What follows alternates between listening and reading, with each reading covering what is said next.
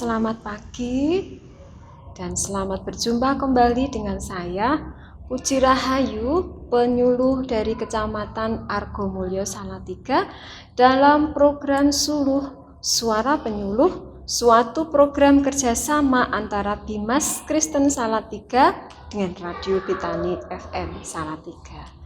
Senang sekali, puji Tuhan, bila pagi ini kita masih diberi kesempatan kehidupan oleh Tuhan, diberikan kesempatan untuk masih bisa belajar bersama-sama mengenai firman Tuhan. Nah, sebelum kita mulai perenungan firman Tuhan pagi ini, mari kita awali dengan doa bersama-sama. Selamat pagi Tuhan Yesus, terima kasih atas kasih karunia Tuhan sepanjang malam, sehingga pagi ini kami mendapatkan kesegaran dari Tuhan.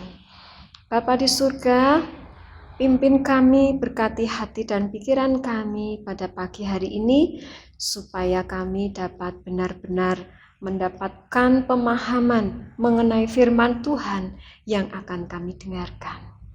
Terima kasih Tuhan, di dalam nama Tuhan Yesus Kristus, kami siap mendengar firman-Mu Bapa. Haleluya, amin. Judul firman Tuhan pada pagi hari ini adalah bersatu sebagai tubuh Kristus, yang diambil dari ayat 1 Korintus pasal 12 ayat 11 sampai dengan 27. Pendengar dan pemirsa, persatuan dan kesatuan adalah prinsip ilahi yang Allah kehendaki terus-menerus terjadi dalam kehidupan orang-orang percaya sebagai jemaatnya. Persatuan menunjukkan bahwa kita ini bersaudara di dalam Tuhan. Dalam 1 Korintus ini, Paulus membandingkan tubuh Kristus, yaitu gereja, sebagai tubuh manusia. Walaupun tubuh itu satu, tetapi anggota tubuh itu banyak, dan setiap bagian dari tubuh itu mempunyai fungsi yang berbeda-beda untuk kepentingan seluruh tubuh. Nah, pagi ini Rasul Paulus mengajarkan 3 kebenaran supaya tubuh Kristus ini tetap bersatu sehingga memuliakan nama Tuhan. Mari kita belajar bersama-sama. Kebenaran firman Tuhan yang pertama, Allah menginginkan masing-masing anggota tubuh Kristus harus menyadari bahwa mereka atau kita ini saling membutuhkan. Mari kita baca ayat dasarnya.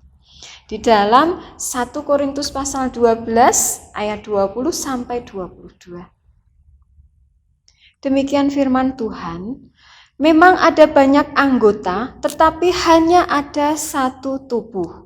Jadi mata tidak dapat berkata kepada tangan, aku tidak membutuhkan engkau. Dan kepala tidak dapat berkata kepada kaki, aku tidak membutuhkan engkau.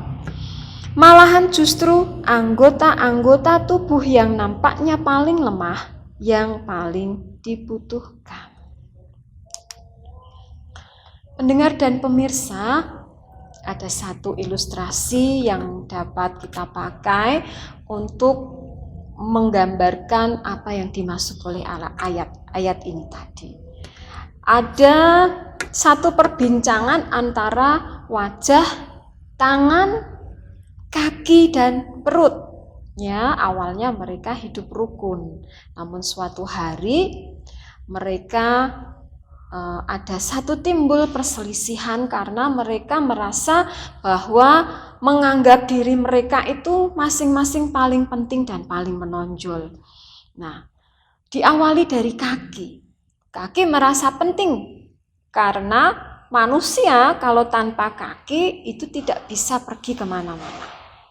Sedangkan tangan, dia berkata bahwa manusia kalau tanpa tangan dia tidak bisa bekerja. Dia tidak bisa memenuhi kebutuhan hidupnya.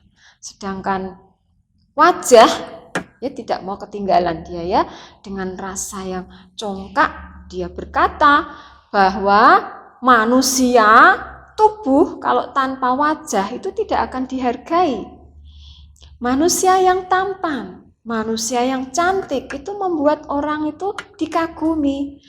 Apalagi wajah juga dengan sombong berkata bahwa dia punya mata, punya telinga, ada hidung, ada lidah, ada mulut, gitu ya. Jadi dia jelas-jelas merasa dialah yang paling tinggi, paling merasa hebat, paling merasa penting di antara semua bagian tubuh yang lain. Nah, perut yang dia mendengarkan celoteh dari teman-temannya tadi, akhirnya dia pun mengeluarkan suara. Dia ikut berkata bahwa dia mengakui memang ada kaki, tangan, dan wajah itu penting. Tetapi kalau mereka tanpa perut, itu semuanya akan menjadi mati, tidak berguna. Jadi memang mereka bisa menonjolkan dirinya, tapi tanpa perut mereka tidak akan bisa berbuat apa-apa. Begitu. Nah, mendengar perkataan perut ini, maka wajah, tangan, dan kaki itu mereka menjadi marah. Mereka menganggap selama ini bahwa perut itu adalah pemalas. Mereka menganggap bahwa perut itu taunya hanya makan saja, gitu ya.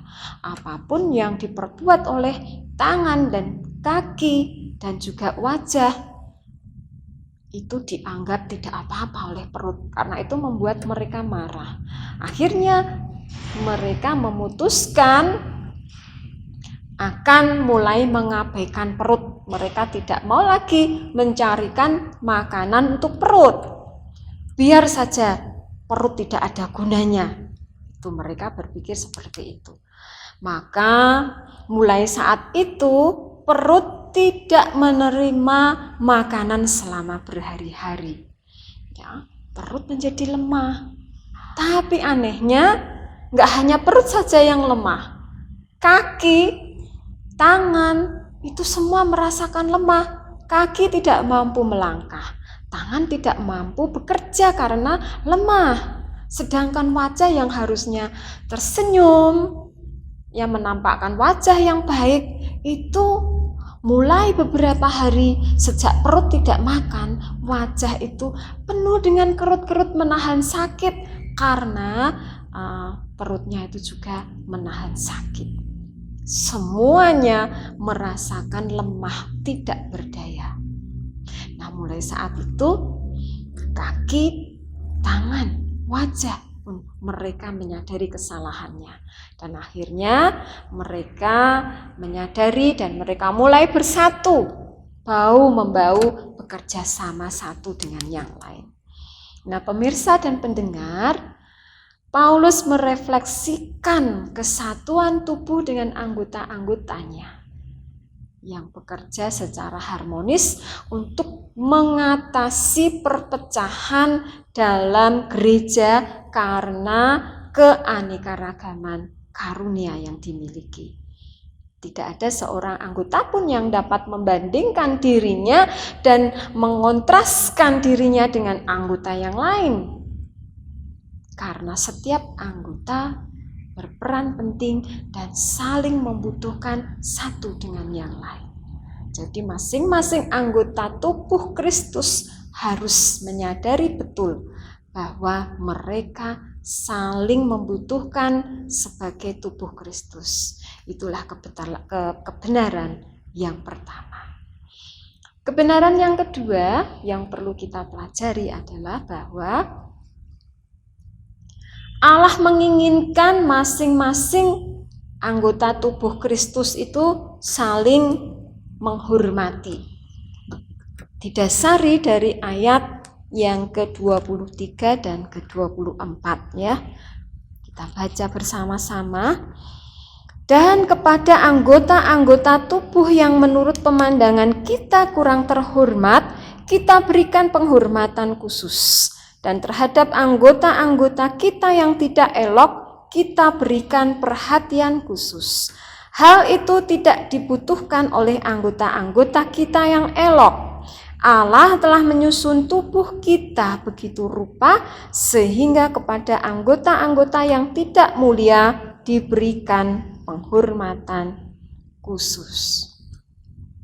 Nah, dalam ayat ini tersirat keadilan Allah bahwa sekalipun kita ini mempunyai kelemahan, tetapi ada hal-hal baik yang dihargai oleh Allah. Namun kadang kita masih melihat ya bahwa anggota tubuh yang kecil itu sering diabaikan, padahal dia memainkan peran yang sangat penting. Dia melakukan juga hal yang penting sama dengan bagian tubuh yang lainnya. Coba ilustrasi, semua orang memiliki ibu jari ya. Nah, orang hanya sekedar melihat bahwa jari-jari yang kita miliki ini adalah sebagai pelengkap tangan saja. Tapi coba, apakah kalau kita tidak memiliki ibu jari, ya ibu jari yang kecil ini, kalau tanpa ibu jari, apakah kita masih bisa mengancingkan baju dengan sempurna? Apakah tanpa ibu jari ini, kalau kita mau menggosok gigi, apakah kita bisa memegang sikat gigi dengan baik? Itu contoh kecil yang bisa kita renungkan. Betapa pentingnya bagian tubuh yang kecil ini. Nah, inilah yang diinginkan oleh yang ingin disampaikan oleh Rasul Paulus untuk menunjukkan hal yang sering terjadi di dalam gereja. Anggota-anggota gereja yang acap kali kurang terlihat dan kurang menonjol, itu terkadang mereka menerima sikap diremehkan dan dianggap tidak perlu oleh anggota yang lain. Pendengar dan pemirsa, Allah memanggil kita untuk memperhatikan dan menghormati satu dengan yang lain. Setiap kita tanpa terkecuali, kita ini adalah bagian dari tubuh Kristus. Terlepas apapun karunia yang kita miliki, kita semua saling membutuhkan. Dan tidak ada anggota yang memonopoli dengan mengambil alih peranan orang lain. Dan tidak ada satupun anggota yang tidak membutuhkan orang lain. Bahkan anggota tubuh yang lemah sekalipun, dia memiliki peran. Jadi kita harus saling memberikan penghormatan, apalagi kepada bagian tubuh yang lemah, kepada bagian gereja yang kelihatannya itu tidak dibutuhkan. Semuanya harus diberikan penghormatan yang baik supaya penghormatan itu yang diberikan itu tidak mengganggu keseimbangan tubuh. Tubuh dapat berlaku sebagaimana mestinya. Nah, kebenaran firman yang ketiga yang ingin disampaikan adalah bahwa Allah menghendaki masing-masing anggota tubuh Kristus itu saling berempati, memperhatikan dan merasakan apa yang dialami oleh anggota tubuh yang lain. Ayat 25 dan 26 berkata bahwa supaya jangan terjadi perpecahan dalam tubuh, tetapi supaya anggota-anggota yang berbeda itu saling memperhatikan. Karena itu jika satu anggota menderita, semua anggota tubuh menderita. Jika satu anggota dihormati, semua anggota turut bersukacita.